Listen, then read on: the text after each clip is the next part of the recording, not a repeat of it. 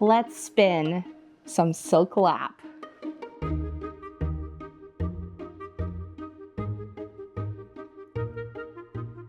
Silk lap is a large piece of carded silk that is intended to be used as the batting of a quilt. It's silk batting, essentially. If you are familiar with quilting, think of the cotton batting that gets sandwiched in between the quilt pieces.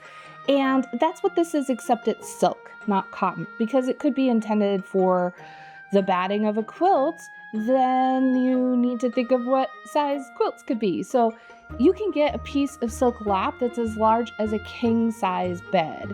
That is pretty big. This piece that I have is not quite that big. This was cut down so that it's a little bit more of a manageable size for a hand spinner. This is going to be a lot of fun to play with.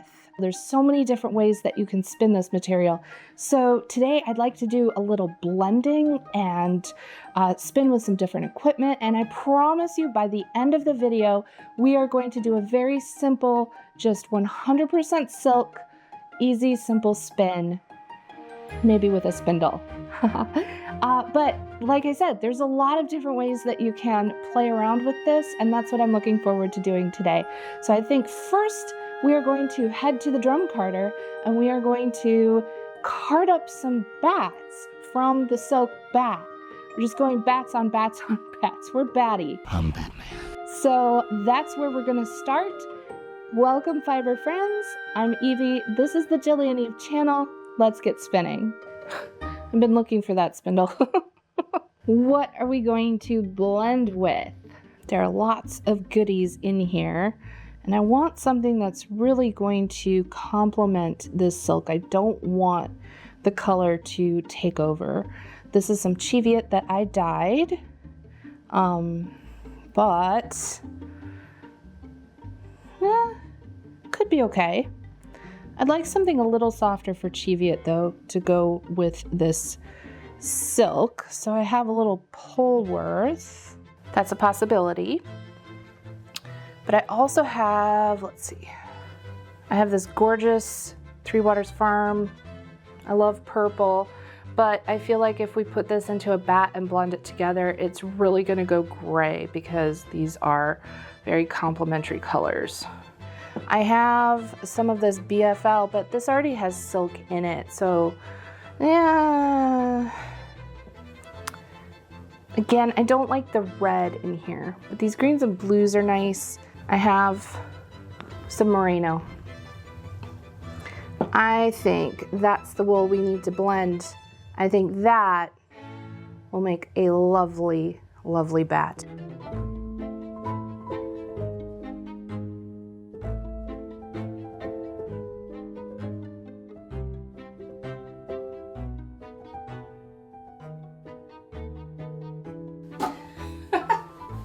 I have two drum carders. I have this 72 TPI, that's tines per inch, how close the teeth are on the drum.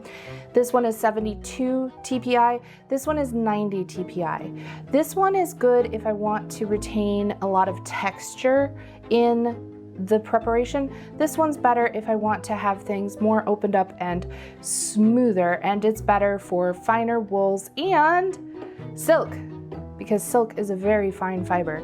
So I'm gonna go with the Brother drum carder today. Before we can card anything, we need to address something, and that is the length of these silk fibers. They are too long for the carder because they will wrap all the way around the drum and they will be on there like glue. It will be impossible to take it off and it'll have to be cut. And it's really not good to put something this strong and long through the carder. It will tear up the tines if they are pulling on the silk, and please don't. I'm warning you, don't do that. I'm actually gonna go at this with some scissors and get it down to a safe staple length to be processed by this drum card.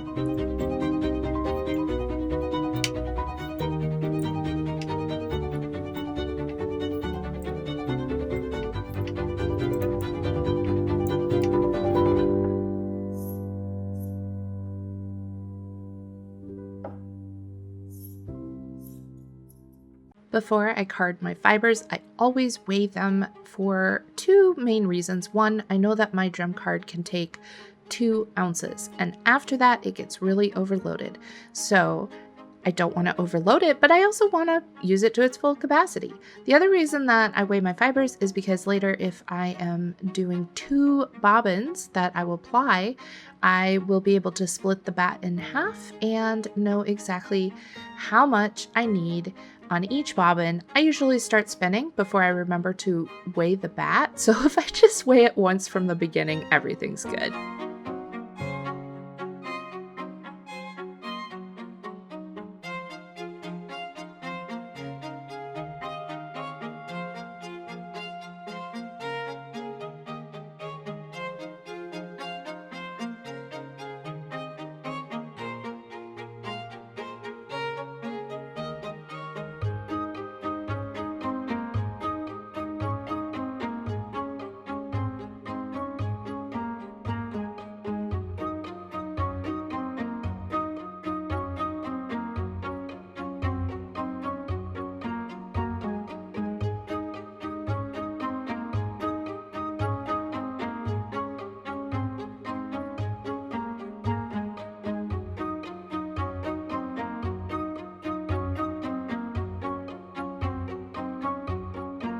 With the tan colored merino and the minty colored merino carded and opened up, I am going to make a sandwich with my trimmed down bits of the silk lap as the filling and the opened up merino as the bread, I guess. Once I've done that, I will be able to tear off pieces, and those pieces will get a little bit of silk, a little bit of the minty colored merino, and a little bit of that tan colored merino, and then I can put that back through the carder and it will blend everything up very evenly and nicely. I have a personal thing about not putting fibers directly onto the drum. I used to do that. I don't do that anymore. Maybe we could make a video about why that is. But I feel that with my method of the way that I'm using the drum card, I can get a really nice opened up web of fibers that are on the drum, and it allows the liquor in, the smaller drum with teeth, to do its job, which is to open up those fibers and get them put onto the larger drum in a disorganized fashion for woolen prepped fibers. And that's what we want. So keep an eye on those fibers as they are getting drum carded, and you'll notice that they don't get stuck on the liquor end even when they are the short bits of silk.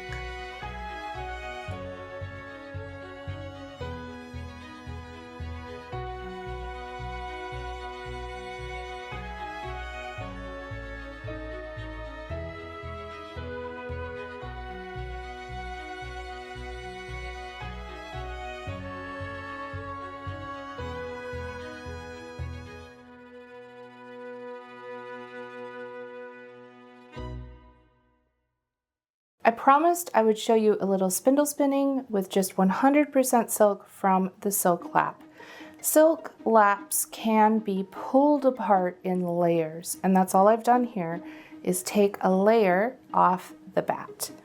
Now you could start from one end and spin sort of corner to corner, but I prefer to not. I like to kind of take it in the middle, just as if it's, you know, a square. You just kind of pick it up in the middle like that.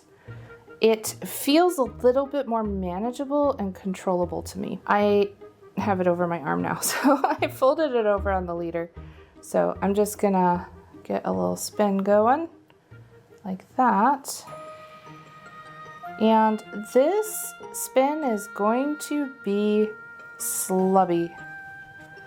You just have to accept that it will have texture because it is not perfectly carded into the lap. There's these little bits, which can be absolutely beautiful if you just let them do what they want to do.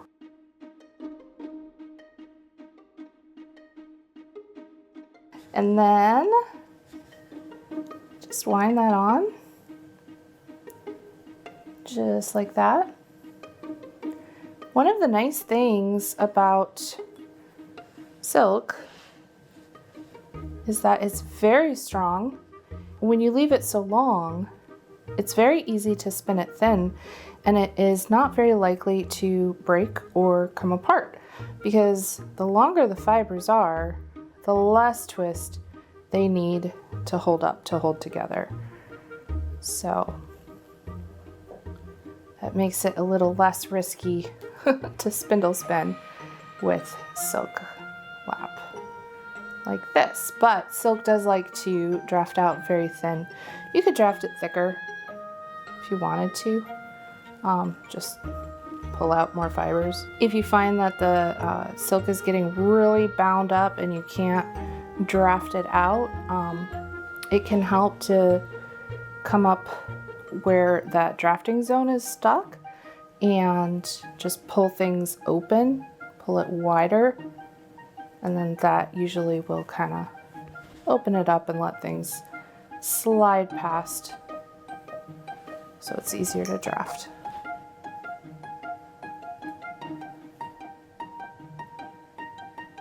I'm gonna get it tangled.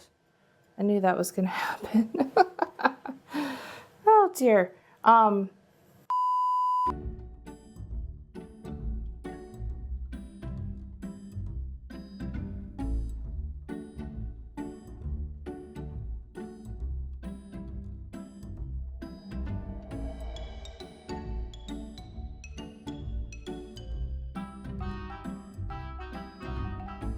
We are on day 2 of silk lap spinning because I got distracted, but it's for a very good reason. This video isn't sponsored, so I'm going to take a brief moment to sponsor myself, shamelessly.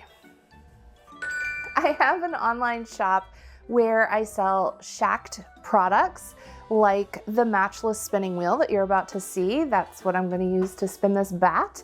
I also have hand-dyed fibers that I myself have dyed that you can use for spinning and felting and whatever.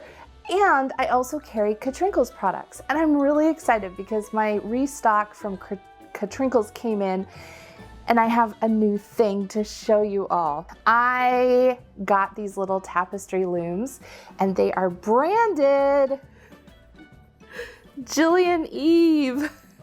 People have asked me for merch, and I always feel a little weird about doing, t-shirts or things like hoodies, because that's just a little different than what the point of the channel is, right? We're making our own clothes.